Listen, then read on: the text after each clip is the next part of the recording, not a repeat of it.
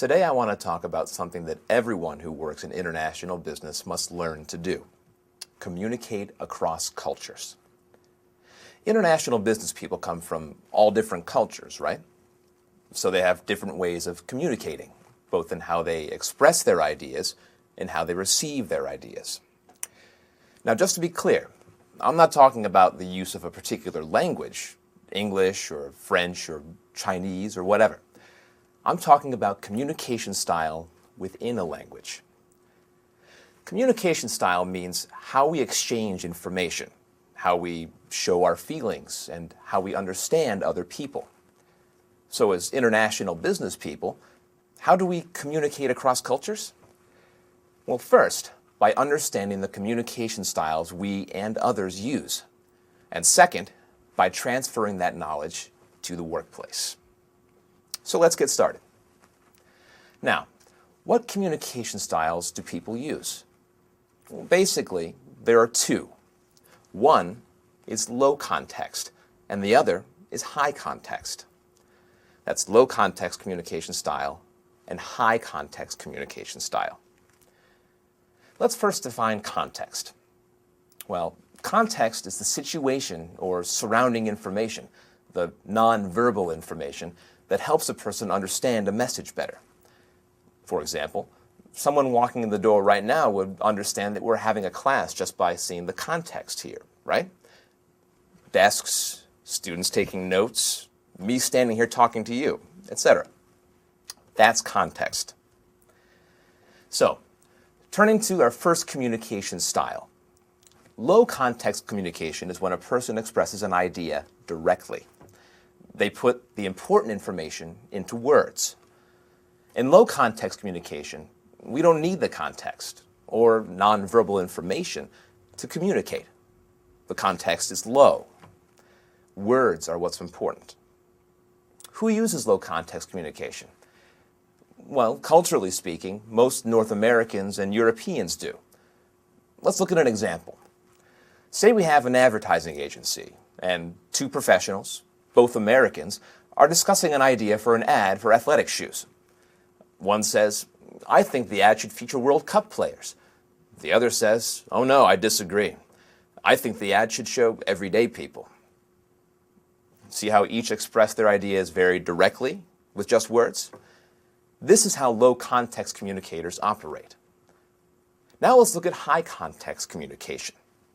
High context communication occurs when a person expresses an idea indirectly through body movement, facial expressions, even silence.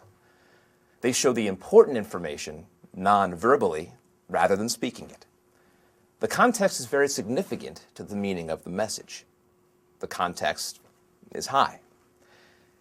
Generally speaking, this style of communication is typical of Asians, Africans, and Middle Easterners. An example might be two Egyptian bankers creating a loan plan for a local business. The first banker shows his partner a plan he put together the night before, numbers and dates and so on. The partner reads the plan and responds by remaining silent. The first banker gets the message. His partner doesn't like it. He said so with his silence. Now, it's important to recognize that each of these two communication styles has its strengths and its weaknesses. Low context communicators are often very productive because they quickly and clearly identify business problems and find short-term solutions. And they're fast at developing projects. But because of this fast style, they may not build strong, long-term business relationships. So, if you're working with low context communicators, you need to remember this. Important ideas and feelings are often expressed very directly and forcefully.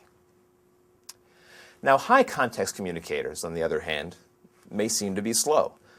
They often don't move quickly to find solutions because they want to get more information and opinions first. They don't want to make mistakes.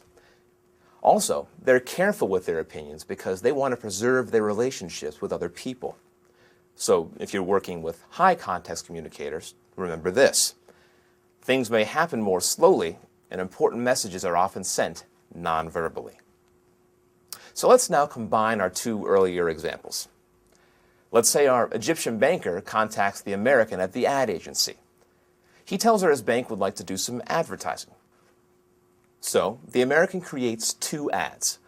One shows the bank's name in huge, bright letters. Then it lists all the bank's services and several comments from satisfied customers. The other ad shows only a picture of a woman smiling in front of her bakery with the words, "Business loans for everyone," and the bank's name at the bottom of the ad. Can you guess which ad the Egyptian banker liked best and why? The one with the picture of the happy woman in her bakery, of course. The high context ad appealed to the person with the high context communication style. And even though the ad agency representative was from a low context culture, she understood that her customer was from a high context culture. Okay? Well, that's all for now.